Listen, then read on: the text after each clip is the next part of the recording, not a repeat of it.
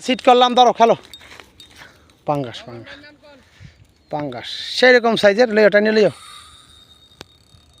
সেরকম সাইজের মাছ। আর একটা আমাদের রহমান হিট করলো, দেখুন বিশাল সাইজের, খুব সুন্দর সাইজের। হ্যাঁ, প্রেশার দিয়ে উঠে এলো, সেরকম সাইজের। কালার কত মাছের দেখবেন আপনারা। আর রহমান কিন্তু মাছটা নিয়ে খেলতে আছে, দেখুন।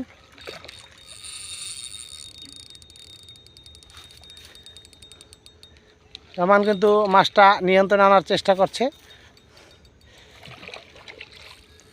বিশাল সাইজের মাছ, এটা পাঙ্গাস।